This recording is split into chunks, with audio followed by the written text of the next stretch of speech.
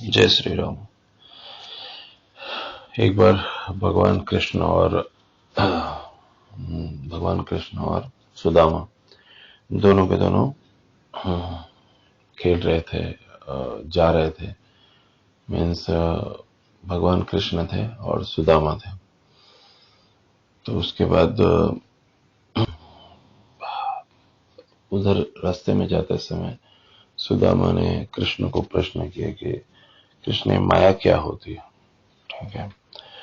तो जब उन्होंने ऐसा बोला कि माया क्या होती है, तो भगवान कृष्ण ने कहा कि मैं बहुत उच्च विषय है, इसमें इसको जल्दी से कोई समझ नहीं सकता। तो सुदामा ने इंसिस्ट किया कि नहीं, आप मुझे बताओ माया क्या होती है। तो उन्होंने बोला ठीक है, मैं बताता हूँ, आप एक काम करो, खाली मुझे कुछ प्यास लगी, आप मुझे उधर से जाके पानी ले दे दो। तो उन्होंने बोला ठीक है। तो वो पानी देने के लिए फिर वो उधर चले गए और उनको पानी देने के लिए वहां पे गए। फिर उसके बाद क्या हुआ कि जो दूर कहीं कुआं था, तो कुएं के अंदर से उन्होंने देखा तो एक लेडी कोई कुएं के पास में आई और आने के बाद तो पानी भर रही थी। तो उन्होंने बोला आपको प्यास लगी है, पानी पियेंगे? तो सुदामा ने कहा कि हाँ मैं पीऊंगा। तो सुदामा को बाल्टी से और अंजुल करके उन्होंने पानी पिया। फिर इतने में वो लेडी ने बोला कि, मतलब लेडी यानी औरत, उन्होंने बोला कि आप एक काम करो, अगर आपको, मेरे पास ही में घर है, अगर आपको भूख भी लगी है तो चल के वहां पे खा सकते हैं। तो सुदामा बोले हाँ ठीक है, मैं वहां पर चल के खाऊंगा, मुझे भूख भी लगी है। सुदामा उसके साथ वहां पे गया, वहां पे उसको खाना बना के देने लगे। इतने में उस लड़के के पिताजी आए। पिताजी आने के बाद उन्होंने बोला कि तुम तो ब्राह्मण लग रहे हो। बोले हाँ। बोले कि खाना वाना खाने के बाद उन्होंने बोला कि देखो, मैं मेरी बेटी की शादी के लिए कोई लड़का ढूंढ रहा हूँ, तो अगर तुमको कोई आपत्ति नहीं हो तो तुम शादी के लिए इच्छुक हो तो तुमसे शादी कर देते हैं। सुदामा ने कहा कि हाँ ठीक है, मैं शादी करने के लिए इच्छुक हूँ। फिर सुदामा की उससे, वो स्त्री से शादी कर दी गई। शादी कर देने के बाद फिर सुदामा के दो संतान पैदा हुई। फिर उसके बाद फिर एक दिन उसकी स्त्री मर गई, उसकी वाइफ मर गई। तो उसके बाद है ना, वो सुदामा बिलखने लगे कि नहीं, मेरी पत्नी मर गई, मेरी पत्नी मर गई, मैं उसके बगैर पे कैसे रहूंगा, कैसे रहूंगा। तो बोले कि बहुत रोने लगे, रोने लगे। तो उसके बाद जो गांव था जहाँ पे सुदामा की पत्नी और सुदामा रहते थे, तो उन्होंने बोला कि तुम ऐसे रो मत, अभी हमारे गांव की प्रथा है कि जब स्त्री मर जाती है तो उसके साथ पुरुष को भी सती कर देते हैं। तो सुदामा के तुरंत आंसू बंद हो गए।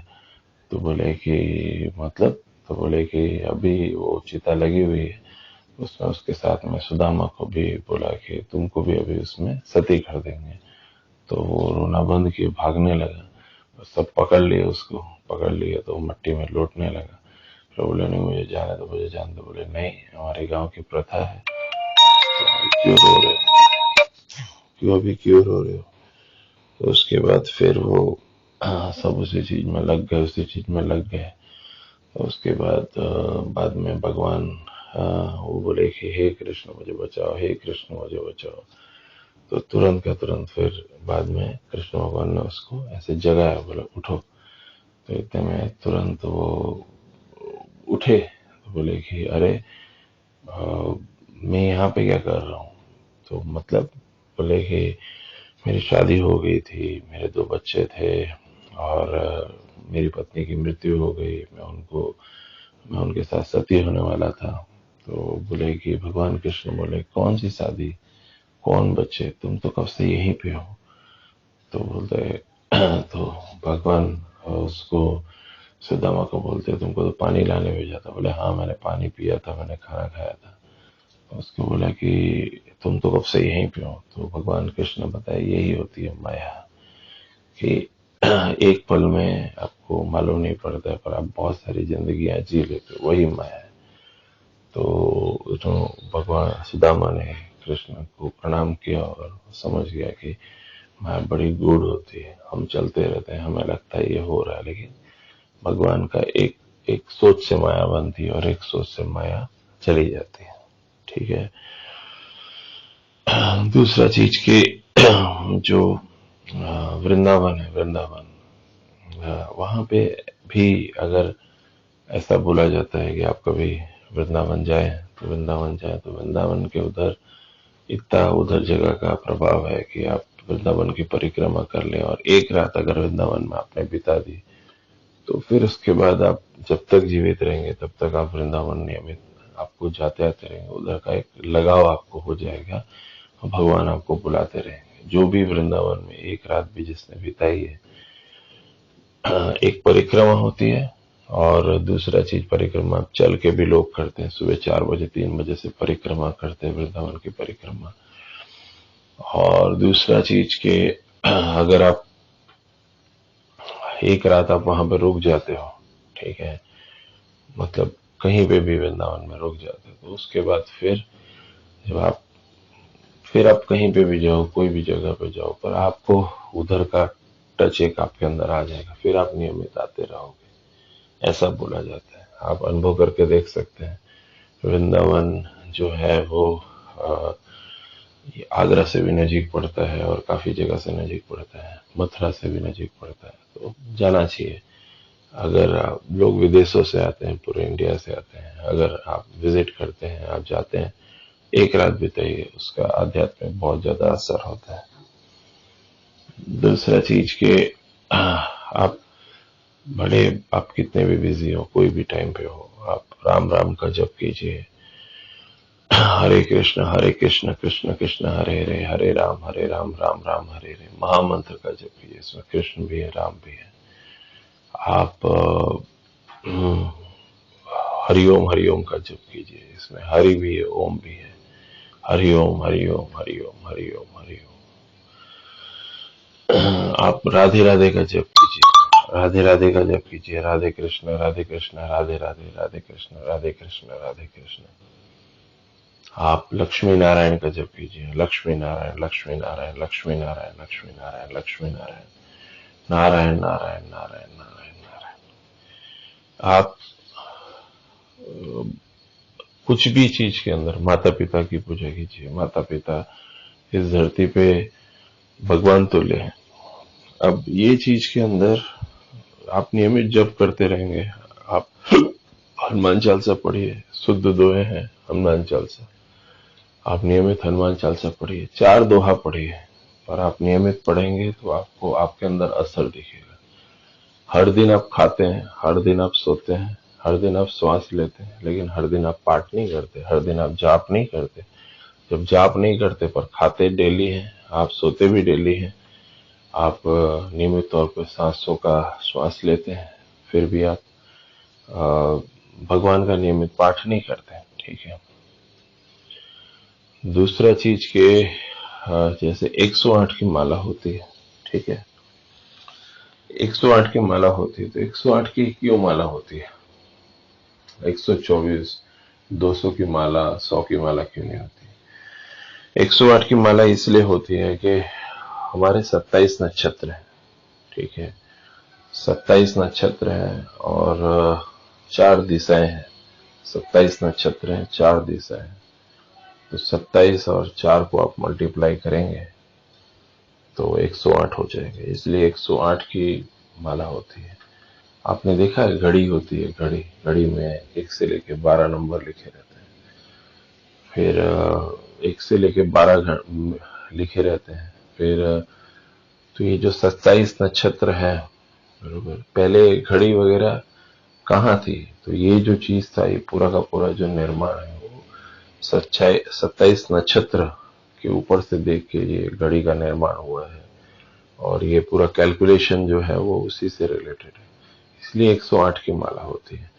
जब आप 108 की माला करते हैं, ठीक है, तो 108 की माला करते हैं तो उसके अंदर जो 27 नक्षत्र हैं और जो 4 दिशाएं हैं, उनमें सबको उसका भाग मिल जाता है, बरोबर। जैसे ही आप 108 की माला करते हैं, 27 नक्षत्र और 4 दिशाएं हैं, तो सबको उसका भाग मिल जाता है। आपने सब देवी देवताओं को याद कर लिया, इसलिए 108 की माला होती है। अब 108 से ज्यादा कीजिए, कम कीजिए, वो तो कोई उसमें आपत्ति नहीं, लेकिन 108 की माला का वही रीजन है, 27 नक्षत्र और 4 दिशा है, 27 मल्टीप्लाइड बाय 4, इसलिए 108 की माला। ठीक है। दूसरा चीज के आपने देखा होगा कि जो महाभारत था, महाभारत में 700 श्लोक थे महाभारत में। जो भगवत गीता जो बोली गई थी उसमें 700 श्लोक थे। अब 700 श्लोक जो थे, तो जो भगवत गीता जो है उसमें 700 श्लोक है, बरोबर। दूसरी चीज की जो हमारे बॉडी के अंदर जो चक्र है, 7 चक्र बताते हैं, आपने देखा होगा, पिक्चर में भी दिखाई देता है, सहस्त्रार चक्र और जो दूसरे जो विशुद्धि चक्र और मूलाधार चक्र, ऐसे 7 चक्र दिखाई देते हैं। तो जो 7 चक्र दिखाई देते हैं, 7 ही चक्र है।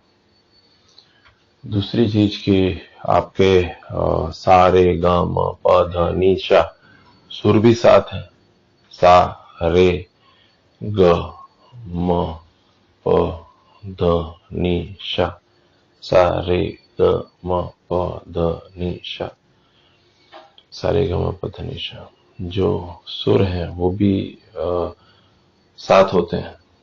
तो जो जो इसमें जो चक्र है, तो ध्वनि और आवाज का हमारे बॉडी पे बहुत असर होता है। ध्वनि और आवाज का हमारे बॉडी पे बहुत असर होता है। मीन्स जो आवाज होती है उसका बहुत असर होता है। आप ओम ओम का जप करते जाइए, आपके बॉडी में जो चक्र है उस पर स्पंदन होता है, स्पंदन होता है। ठीक है। और आप जब नियमित जप करते हैं तो चक्र का, आपके चक्र के ऊपर स्पंदन होता है। आपने देखा होगा कि हाँ, पहले के टाइम पे आप मंदिर की घंटियां देखें, मंदिर की घंटियां क्यों ऐसी है? मंदिर की घंटियां के पीछे बहुत बड़ा विज्ञान है। पहले जब घंटियां कोई बनवाने के लिए जाते थे, आपके जो 100 साल 200 साल के कोई वृद्ध हो या कोई पुराने पुराने लोग हो, उनसे पता है, तो मंदिर की घंटियों के अंदर जो बोला जाता था कि 2 मिनट की नाद वाली मुझे घंटी चाहिए, 2 मिनट की नाद वाली घंटी चाहिए, 3 मिनट की नाद होनी चाहिए, 1 मिनट की नाद, मतलब जब आप टन बोलेंगे ना तो 2 मिनट तक उसका चलेगा, ये चलेगा। और जब मंदिर के अंदर घंटियों को जब लगाया जाता था तब इसलिए 2 मिनट की नाद, 1 मिनट की नाद का घंटी होता था। जब टन बजाएंगे ना 2 मिनट होता था। दूसरी चीज की जब मंदिर की घंटियां लगाई जाती थी तो वो चीज के अंदर जब आप जाते थे तो आप यू टन करेंगे, आप नीचे होंगे टन करेंगे। ठीक है। तो जैसे ही आप उसको घंटी को बजाएंगे, टन करेंगे, टन करते ही उसके नीचे आप होंगे, तो आपके बॉडी के अंदर जो माथे के अंदर जो थॉट्स होंगे, आप कोई चीज से दुखी हैं या कोई चीज से परेशान है या कोई आपकी निजी समस्या है, जब आप इसे घंटी बजाएंगे तो तुरंत का तुरंत वो वाइब्रेशन तुरंत आपके माथे पे आते हैं। और माथे पे आने के बाद आपको 2 बार, 1 बार बजाएंगे आपको अच्छा लगेगा, 2 बार बजाएंगे आपको अच्छा लगेगा। तो वो अच्छा क्यों लगता है? क्योंकि वो वाइब्रेशन जो होंगे घंटी बजने से, 2 मिनट का नाद है, टन, उसके नीचे आप हैं, उसका वाइब्रेशन आपके माथे पे है तो आपको अच्छा फील हो। इसीलिए मंदिर नियमित जाते हैं जो लोग, उनको माइंड में अच्छा फील होता है। जाके आप उधर घंटी बजाइए, घंटी बजाने से एक वाइब्रेशन निकलता है, टन, आप जो सोच रहे होंगे धीरे धीरे आपको लगेगा भूल गए आप, एकदम शांति मिलेगी। ये था कि ये मंदिर में जो घंटी बजती है उसका रीजन। आप एक नाद निकलता है उसके अंदर से, 1 मिनट की नाद, 2 मिनट की नाद।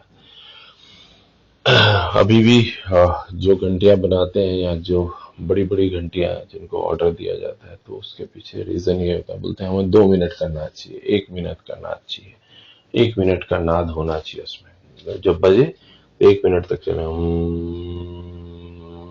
1 मिनट तक चलेगा, 2 मिनट तक चलेगा। समझ रहे हैं चीज को? ठीक है। दूसरा चीज के इसीलिए जब भी मंदिर जाओ तो आपको घंटी बजानी चाहिए, अगर है तो उससे आपके ऊपर वाइब्रेशन पे असर होता है। दूसरी चीज के आप नोटिस करेंगे कि पहले लोग, चप्पल नहीं हुआ करती, चप्पल जूता कुछ भी नहीं हुआ करता था, लोग ऐसे ही चलते थे। फिर बाद में चप्पल जूते का निर्माण हुआ। उसके पहले खड़ाऊं थी, लकड़ी की खड़ाऊं हुआ करती थी, ठीक है। और फिर चमड़े के जूते आए, फिर धीरे धीरे। पर आप नोटिस करो कि पहले लोग जमीन पे चला करते थे। जमीन, मैं सीमेंट की बात नहीं कर रहा, जमीन, मिट्टी की जमीन पे लोग चला करते थे। तो जब मिट्टी की जमीन पे लोग चला करते हैं, हमारी बॉडी के अंदर कंटिन्यूअस कुछ टॉक्सिक निकलता है। टॉक्सिक क्या होता है? जहर। मतलब समझो कि आपका किसी पे गुस्सा है, आपका किसी पे, किसी ने आपको चीट किया, उसके ऊपर आपका गुस्सा है, आप कोई चीज से दुखी है, कुछ भी चीज, ठीक है। तो वो चीज के अंदर आपके बॉडी में कंटिन्यूस एक टॉक्सिक जहर बनता रहता है। समझ रहे हैं चीज को, ठीक है। तो वो जो जहर जो होता है, जब आप सादी मिट्टी पे चलते हैं, सादी मिट्टी यानी प्योर मिट्टी की बात कर रहा हूँ, उसके अंदर कुछ भी दूसरी चीज नहीं आती, सादी मिट्टी के ऊपर चलते हैं। सीमेंट की बात नहीं कर रहा। सीमेंट एक पक्का जमीन के अंदर आप जमीन के कांटेक्ट से अलग हो जाते हैं, ठीक है। आप पूरे दिन समझो जूता चप्पल पहन के घूमते हैं, आप बाहर निकले तो भी जूता चप्पल पहना आपने, सीमेंटेड रोड पे आप जा रहे हैं आ रहे हैं, तो आप तो ऐसा तो नहीं कि चप्पल जूता कहीं उतारेंगे, है तो सीमेंटेड जगह। तो कंटिन्यूस ये चीज में आपका बॉडी जमीन के संपर्क में आता कब है? समझ रहे हैं आप मेरी बात को? आपका बॉडी जमीन के संपर्क में, जमीन यानी मिट्टी वाली जमीन, ठीक है, जो किसान खेती करता है वो वाली जमीन, या कोई गार्डन में आप देखते हैं तो घास होती है, उसमें जमीन के संपर्क में हम नहीं आते, जिसकी वजह से व्यक्ति के अंदर टॉक्सिक जहर बढ़ता जा रहा है। बात बात में गुस्सा करना, बहुत सी सहनशीलता खत्म हो गई है। व्यक्ति के अंदर एक जहर पैदा होता जा रहा है धीरे धीरे करके, चाहे वो स्त्री हो, पुरुष हो, वृद्ध हो, कोई भी हो। पर आप किसानों को देखेंगे या कुछ ऐसे लोगों को देखेंगे जो नियमित नंगे पांव जमीन के ऊपर काम करते हैं, उनको देखिए एकदम शांत होंगे, उनका मगज शांत होगा, उनके अंदर बीमारियां कम होंगी, उनके अंदर सहनशीलता ज्यादा होगी। ऐसे लोग जो है वो नियमित मिट्टी के ऊपर चलते रहते हैं। ऐसा तो क्या होता है, जमीन जो है वो 24 घंटे के अंदर पृथ्वी घूमती है। आपको मालूम है पृथ्वी घूमती है 24 घंटे। तो जब पृथ्वी आपकी घूमती है 24 घंटे, तो 24 घंटे घूमती है, गुरुत्वाकर्षण का लेवल, गुरुत्वाकर्षण एक खिंचाव, जैसे आप 24 घंटे घूमती है पर आप गिरते हो नहीं, गिरते, आप अपनी जगह पे ही हो, आप चलते रहते हो। तो जमीन का एक चुंबक है वो आपको खींचता रहता है। उसी तरह से जब आप सादी मिट्टी पे चलते हो, तो सादी मिट्टी पे चलते हो, जैसे पानी डालते हो तो मिट्टी सोख लेती है, उसी तरह से जो सादी मिट्टी होती है वो आपकी आपके अंदर से टॉक्सिक चीजों को खींचती रहती है। बराबर कि नहीं? इसीलिए कभी भी हो तो दिन में आधा घंटा, 1 घंटा चप्पल जूता उतार के, मोबाइल वोबाइल एक तरफ रख के सादी मिट्टी पे चलो। चाहे गार्डन हो तो गार्डन में चलो। शहरों में तो आजकल जगह बची ही नहीं है, सब जगह पे इधर उधर सब कवर कर दिया है, तो आप चलोगे कहाँ पे? पर कोई गार्डन हो, कोई जगह हो, सादी मिट्टी पे चप्पल जूता, शर्म मत करो। आप मर्सिडीज वाले हो या आपका पास बहुत बड़ी संपत्ति, आपको शर्म आता है, तो फिर तो आप शर्म शर्म में ही मर जाओगे एक दिन। पर अगर आपको ये बात समझ पड़ती है, ठीक है, बरोबर, तो शर्म संकोच छोड़ के चप्पल जूता उतार के उसको सादी मिट्टी में चलो। सादी मिट्टी, अगर आपका घर बड़ा है, बंगलो टाइप का है, और उसके अंदर आपके पास सादी जमीन है, तो मिट्टी में चलो, नियमित चलो। आप चलोगे, आपके अंदर से जहर टॉक्सिक अंदर से निकलता जाएगा। जमीन, पृथ्वी अपनी माता है, वो खींचती रहेगी। समझ रहे हैं चीज को, ठीक है। अभी अब ये समझो, फॉरेन कंट्री से, अमेरिका से, दूसरी दूसरी कंट्री से जब लोग आते हैं, तो समुद्र के तट पे आपने देखा होगा कि वो सादी मिट्टी में ऐसे लेटे हुए होते हैं। कितने लोग तो अपनी गर्दन को ऊपर निकाल के पूरी मिट्टी के अंदर अपने बॉडी को घुसेड़ के रखते हैं। वो क्यों करते हैं? क्योंकि मिट्टी क्या करती है, वो उनके बॉडी में से जहर या टॉक्सिक खींचती है। देखना, आप नोटिस करना। दूसरी चीज की, सादी मिट्टियों पे चलना, सादी मिट्टी पे आप देखो, सादी मिट्टी पे चलते रहें, क्योंकि वो जमीन वो सब चीजों को खींचती है। कैसा भी हो, जमीन तो जमीन है। उसी तरह से आप देखेंगे कि गांव देश में जो किसान वगैरह हैं, या जो सादे मिट्टी पे नंगे पांव चलते हैं, उनको भी देखिए, उनमें आप टॉक्सिकता कम देखेंगे, सहनशीलता ज्यादा देखेंगे, सीधापन देखेंगे, चालाकी नहीं देखेंगे, सीधापन देखेंगे। तो सीधापन इसलिए होता है क्योंकि वो नंगे पांव नियमित दिन रात वो मिट्टी के संपर्क में रहते हैं। शहरी व्यक्ति में वो चप्पल जूता पहन के पूरे दिन घूमेगा, जहां जगह वहां सीमेंट मार देगा, वो सब होगा तो चलेगा, तो फिर उसके पानी बॉडी जमीन के संपर्क में आ ही नहीं रही है। तो वो चीज के अंदर उसके अंदर सहनशीलता घटेगी, चिड़चिड़ा स्वभाव वो व्यक्ति के अंदर। आप ये समझिए कि वो व्यक्ति कभी भी कोई चीज के अंदर एकदम से डेंजर तरीके से बात करने लगेगा। तो वो जो चीजें हैं, क्यों? क्योंकि उसके अंदर सहनशीलता नहीं है, वो सीमेंट के संपर्क में, चप्पल जूते के संपर्क में, तो उसके अंदर जमीन अपना काम नहीं कर पा रही है। समझ रहे? हमारा बॉडी जो है 5 तत्व से बना है। उसमें जल हुआ, पृथ्वी हुआ, ये महत्वपूर्ण है। जल इसलिए महत्वपूर्ण है कि हमारा बॉडी का 1/3 भाग पानी है, बरोबर। अब 70% 80% कुछ भी, एक तो परसेंटेज है, कम ज्यादा तो मतलब एक्चुअल चीज तो कुछ और ही होगी। पर ये चीज के अंदर जो परसेंटेज है, उस हिसाब से हमारी बॉडी के अंदर 1/3 भाग पानी है, तो मैक्सिमम भाग पानी है, खून के रूप में हो, किसी भी चीज में। इसी की वजह से जब ब्लड प्रेशर नपवाते हैं तो बोलता है ब्लड का प्रेशर बढ़ गया, तो ब्लड प्रेशर, और ब्लड प्रेशर घट गया, ब्लड प्रेशर घट गया। ब्लड प्रेशर, खून, जो जल तत्व है। फिर जो आपका जो जमीन तत्व है, जमीन तत्व कैसे काम करेगा? जमीन तत्व काम करने के लिए आप जमीन के संपर्क में जाओ, जमीन के संपर्क में आप जा रहे नहीं हो, पृथ्वी अपना काम नहीं कर पा रही है, ठीक है। पृथ्वी अपना काम नहीं कर पा रही है तो आप कैसे करोगे? नहीं कर सकते। वायु तत्व, वायु तत्व यानी श्वास लेते हो, आप श्वास ले रहे हो, श्वास छोड़ रहे हो, श्वास ले रहे हो, श्वास छोड़ रहे हो। ऐसा बोला जाता है कि हर दिन हम 21,000 बार श्वास लेते हैं, 21,000 बार लमसम हम सांस लेते हैं। एग्जैक्ट नहीं बोल सकते, पर 21,000 बार श्वास लेते हैं, सब बताया जाता है। अब ये चीज के अंदर जो आप श्वास लेते हैं, ठीक है, तो श्वास में आप श्वास ले रहे हैं तो हवा है, आप जहां पे भी जाते हैं। श्वास नहीं मिलेगी तो आप मर जाएंगे, आपका मगज, ब्रेन के अंदर ऑक्सीजन मिलना बंद हो जाएगा, खून का दौरा बंद हो जाएगा, आप मर जाएंगे, हार्ट ब्लॉकेज होगा, जिसको हार्ट अटैक कहते हैं, मर जाएंगे। तो जो श्वास है, वो श्वास को नियमित लेते रहना, छोड़ते रहना, वो वायु तत्व हुआ, ठीक है। अब वो चीज के अंदर क्या है, व्यक्ति क्या गलती करता है? व्यक्ति करता है, एक छोटी सी गाड़ी होती है, गाड़ी के अंदर एसी चलाएगा, अंदर घुस के बैठ जाएगा, ठीक है। आपने क्या किया? एक अपनी गाड़ी के अंदर की वायु को पैक कर दिया और उसके अंदर उसको कूल किया, बांध के यूज किया। आप समझ रहे थियरी को? एक गाड़ी के अंदर आपने कुछ हवा को बांध दिया और बांध के उसको ठंडा किया, और ठंडा करने के बाद आप उसके अंदर बैठ गए। यानी आपने क्या किया? वायु तत्व को बांध दिया और उसके अंदर आप एक एक्सपेरिमेंट कर रहे हो, प्रयोग में। प्रयोग जिसपे किया जा रहा है वो आप स्वयं है, ठीक है।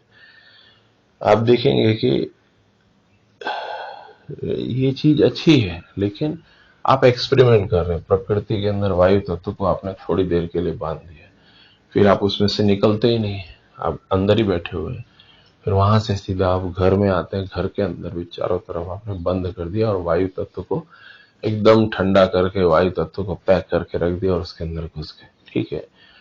अब आप नियमित ये चीज समझो कि आप 1 महीना करते हैं, ऐसा करते हैं। फिर क्या होता है कि जब सडन मौसम में बदलाव होता है और आप वायु तत्व को उधर से निकल के फिर नॉर्मल वातावरण में आते हैं, फिर भी आपको लगता है कि नहीं नहीं अभी भी जो है, तो आप वही चीज फिर से करते हैं और फिर से आप वही वायु तत्व को फिर से एक जगह कैद कर लेते हैं, उसको ठंडा करते हैं, ठंडा करके आप उसमें बैठ जाते हैं। अब उसमें क्या होगा कि जब वातावरण में बदलाव होगा, जब आप नॉर्मल वातावरण में आओगे, तो आपने क्या किया? अपने बॉडी के वायु तत्व को एक्सपेरिमेंट के तौर पे कूलिंग करके उसके अंदर आप बैठ गए। तो जैसे ही नॉर्मल वातावरण में होंगे, तो सबसे पहले बॉडी के ऊपर, आपके बॉडी पे अटैक होगा। आपकी बॉडी वायु को हैंडल नहीं कर पाएगी, क्योंकि आपने ये परीक्षण 2-2 3-3 साल किए हैं, बरोबर। तो उसकी वजह से क्या होगा? सबसे पहले बीमार होने की पॉसिबिलिटी उसकी होगी कि जिसने वायु को कैद करके, उसको कूलिंग करके उसमें ही घुसे रहे, बरोबर। उसकी जगह आपने अगर एक नेचुरल एटमॉस्फेयर प्रेफर किया, बरोबर, नेचुरल एटमॉस्फेयर प्रेफर किया, आप सुबह शाम व्यायाम करने के लिए गए और अधिक अधिक गर्मी को भी सहन किया और थोड़ा थोड़ा यूज किया, थोड़ा थोड़ा यूज किया, यानी नॉर्मल एटमॉस्फेयर में रहे, फिर थोड़ा ठंडक में रहे, नॉर्मल एटमॉस्फेयर, उसकी वजह से क्या होगा कि आपकी बॉडी को कंटिन्यूअस, आपने वायु को बांधा नहीं, आपने बैलेंस किया है। समझ रहे हो चीज को? जैसे हम बाहर से आते हैं, हमें लग रहा है गर्मी है, तुमने एसी चला दिया, कूलर चला दिया, पंखा चला दिया, ठीक है। फिर हम बाहर गए तो भी हमने नेचुरली उसको फील करने का, जब हमें लगा कि भाई शाम हो गई, अभी ठंडक है, अभी जरूरत नहीं, तो हम नॉर्मली कर रहे हैं, गाड़ी का दरवाजा खोल दिया, उससे हवा ठंडी आ रही है, हम ले रहे हैं। इसके पीछे क्या रीजन है? इसके पीछे रीजन ये है कि आपने वायु को कंटिन्यूस नहीं बांधा। समझ रहे हो चीज को? तो वो चीज के अंदर वायु तत्व आपके ऊपर, अगर आप ज्यादा उस चीज को बांध देते हैं तो वायु तत्व आपके ऊपर असर करता है। और वो चीज के अंदर जो विषमता पैदा होती है कि जब वातावरण एकदम डिफरेंट होता है और सडन आप कोई रीजन से नॉर्मल एटमॉस्फेयर पे आते हैं, तो तुरंत आपकी बॉडी पे उसका असर होता है और व्यक्ति बीमार पड़ जाता है और भी कुछ होता है। दूसरा चीज के, हमारी बॉडी में जैसे ठंडक की जरूरत है, वैसे गर्मी की भी बहुत जरूरत है। धूप पड़ती है, धूप का आनंद लो। इस संसार की सब चीजों को सबसे ज्यादा शक्ति सूर्य से मिलती है और सूर्य ही गर्मी देता है, और 1 महीना 2 महीना ही गर्मी होती है। अब गर्मी का आनंद लो। कितने ही कंट्रीज ऐसी हैं जहां पे 6 6 महीने सूरज निकलता ही नहीं, वो लोग सूरज लेने के लिए धूप वाली जगह पे आते हैं। हमें फ्री का सूरज मिला है, हम उसका महत्व ही नहीं समझते, ठीक है। तो सूरज की रोशनी के अंदर बैठने से आपके अंदर विटामिन डी आता है, आपके अंदर एक ऊर्जा आती है। इसलिए धूप में बैठ के पसीना निकलने दो, कोई गलती नहीं है। धूप में बैठो, पसीना निकलने दो, वो कोई नुकसान नहीं होने वाला है। समझ रहे हैं? तो वो जो चीज की जो ऊर्जा है वो आपको डायरेक्टली मिलती रहती है, ठीक है। फिर एक आकाश तत्व होता है। आकाश तत्व जो है उसके अंदर वायु है, आसमान में आकाश है, आपका माथा ऊपर है। तो आकाश के अंदर जो भी आप बोलते हैं, जो भी आप सोचते हो, सब रिकॉर्ड होता रहता है, पड़ा रहता है, ठीक है। तो वो चीज के अंदर वो जो चीज है वो चीज आपकी रिकॉर्ड होती रहती है। इसकी वजह से अच्छा सोचो। आपको लग रहा है कि आपको आगे जिंदगी में बढ़ना, अच्छा सोचो, क्योंकि आपका जो सोच है वो रिकॉर्ड हो रहा है। आपको लग रहा है नारायण नारायण का जप करना, राम राम का जप करना, राम राम का जप करो, नारायण नारायण का जप करो। नारायण है, वो सुन रहे हैं आपकी बात को। जब उनको लगेगा कि भाई मुझे आपको मिलना है, तो नारायण आके स्वयं मिल लेंगे। राम राम का जप करो, नियमित राम राम का जप करो, आसमान में देख के जप करो। जब आप ये चीज करोगे तो वो राम राम जी सुनते हैं। हनुमान जी आ जाएंगे कि अरे ये तो हमारे प्रभु श्री राम की भक्ति कर रहा है। आप लक्ष्मी नारायण बोलो, लक्ष्मी नारायण बोलो। नारायण लक्ष्मी जी के पति है। तो जब आप नारायण नारायण बोलते हो, लक्ष्मी जी बोलते हो ये तो हमारे हस्बैंड को याद कर रहे हैं, तो लक्ष्मी जी आपके पास आ जाएंगे, आपकी धन संबंधी समस्या दूर हो जाएगी, ठीक है। आप ब्रह्मदेव को याद करो, ब्रह्मदेव प्रसन्न हो, ब्रह्मदेव प्रसन्न हो, ब्रह्मदेव। इस पृथ्वी को उसके जो रचयिता है ब्रह्मा जी है। तो जो ब्रह्मा जी हैं, आपके अंदर का जीव निकलता है, अंदर जाता है, ब्रह्मा जी है। तो ब्रह्मा जी को याद करो। और आप जब चीज पढ़ते हो तो वो शब्द आसमान में रह जाते हैं, वो आकाश है, ठीक है। फिर आपका अग्नि तत्व। अग्नि तत्व के अंदर क्या है कि जब आपके बॉडी के अंदर आप जब कोई खाना खाते हो तो पेट में आग जलती है, अरे भाई बहुत भूख लगी है, बहुत भूख लगी, वो आग जलती है ना, वो आग जलती रहती है, ठीक है। फिर आप खाना खाते हो, दूसरे दिन फिर से 12 बजे 1 बजे आग जल जाती है, शाम को फिर से आग जल जाती है। तो अग्नि तत्व आपके बॉडी में रहता ही रहता है, ठीक है।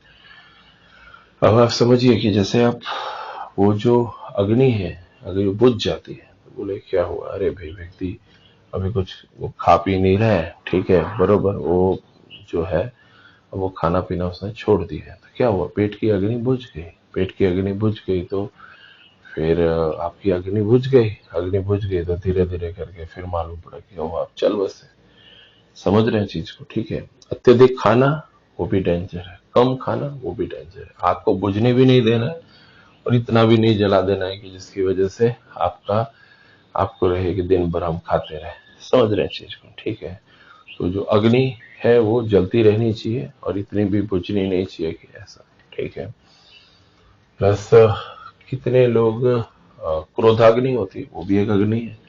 क्रोध की अग्नि, जब क्रोध आता है तो क्रोध की अग्नि बढ़ जाती है, क्रोध की अग्नि बढ़ जाती है, क्रोध क्रोध क्रोध क्रोध, अग्नि अग्नि अग्नि। उसकी वजह से वो क्रोधाग्नि है, वो भी है, क्रोध बढ़ता रहता है। कोशिश करो कि भाई थोड़ा टाइम वॉक करने के लिए जाओ, कोई भी जगह पर मोबाइल पर्स चाबी सब रख दो और चलो, पैदल चलो। पैदल चलो, कोई शांत जगह है वैसे चलो, नहीं है तो वैसे ही चलो। चलोगे तो वॉक करने से आपकी बॉडी में अच्छा वाइब्रेशन होता है। आधा किलोमीटर चलो, 1 किलोमीटर, शांत टाइम पे चलो और अच्छी बात है, पर वॉक करना चाहिए। दूसरा चीज के आपको जब समय मिले, आपको लगे तो थोड़ा साइकिलिंग करो। साइकिलिंग एक बहुत अच्छा माध्यम है, उससे आपका बॉडी अच्छा वाइब्रेट होता है। आपको लगे 1 घंटा चलाना, 1 घंटा चलाओ, आधा घंटा चलाना, आधा, धीमे चलाना, धीमे चलाओ, 15 मिनट चलाओ, चलाने का। आप नियमित चलाओगे तो आपकी उम्र 80, 90, 100 साल भी हो सकती है। ठीक है, साइकिलिंग करना एक अच्छा चीज है। साइंस भी ये बात को मानता है और सभी लोग जो भी है चलाते ही हैं। शर्म नहीं आना चाहिए। आपको लग रहा है कि भाई ऐसा कुछ है, तो अभी तो स्कैनिंग सिस्टम आ गया है कि आप उस पर भी थोड़ा सा स्कैन करो, 20 रुपए में 1 आवर, और ऐसा काफी जगह पे होता है, आप साइकिल चला सकते हो। ठीक है। दूसरा चीज कि जब भी आपको समय मिलता है, चाहे हफ्ते में 1 दिन 2 दिन, अपने पाँव को पानी के टब रखो, उसके अंदर डाल के रखो, फिर पाँव ऐसे डुबो दो, फिर कुर्सी पे से उठ जाओ, फिर थोड़ी देर 30 मिनट्स रख के रखो। इससे क्या होगा कि आपकी बॉडी के अंदर से कुछ मतलब एक्स्ट्रा जो हीट है या जो वातावरण में गर्मी होती है, तो उसे पाँव को, आप पाँव से आपकी बॉडी में ठंडक पैदा होगा। तो ये भी आप कर सकते हो। इसको करने से आपको 30 मिनट्स या 40 मिनट्स आप करते हो, बॉडी के अंदर से काफी टॉक्सिक वो खींच लेता है, आपके बॉडी के अंदर ठंडक पैदा होती है, आपको रिलैक्स फील होगा। जिनको ब्लड प्रेशर की समस्या है, शुगर की प्रॉब्लम है, जिनको कुछ भी ऐसा चीज है, उनका वायु तत्व डिफरेंट है, वायु तत्व पे असर हुआ है, जल तत्व पे असर हुआ है। जल तत्व ब्लड प्रेशर, वायु तत्व हार्ट अटैक, समझ रहे हो चीज को? ठीक है, उस पे असर हुआ है। पानी के टब में अपना पाँव डाल के रखिए और बैठे रहिए थोड़ी देर कुर्सी पे। अगर आपके माता पिता हैं तो उनको भी आप इस तरह से कर सकते हैं, क्योंकि ये चीज में क्या होता है कि कोई कितनी बार कंटिन्यूस नहाएगा, बट पानी के अंदर थोड़ी देर पाँव ऐसे आप डुबो के रखते हैं तो आपको अच्छा फील होता है, गुड रिलीफ होता है। नहीं है तो थोड़ा थोड़ा पानी पे पाँव डाले, पानी के ऊपर 1 2 गिलास या लोटे से पानी डालिए तो भी आपको अच्छा फील होगा। इसमें कुछ नहीं, पानी तो भगवान ने देन दिया है, एक फ्री की चीज है। लेकिन आप अगर ऐसा करते हैं तो आपको अच्छा फील होगा। आपको अगर और भी योग्य लगता है तो गर्मी का टाइम है, घर के बाहर की जगह है, तो एक मटके के अंदर पानी की व्यवस्था कर दीजिए। कोई भी आने जाने वाला व्यक्ति प्यास लगेगा तो पी सकते हैं, इतना तो कर ही सकते हैं। और इसमें क्या शर्म है भाई, मटका रखा हुआ है, उसमें पानी भर दो, पीने दो। अगर व्यक्ति हर एक एरिया में, पूरे भारतवर्ष में सब जगह पे अगर व्यक्ति ऐसा करे तो पानी की बोतलें मिलना ही बंद हो जाए। पर लोग ऐसा नहीं करते। लोग सोचते हैं हमारा घर इतना बड़ा है, मटका रखेंगे बाहर।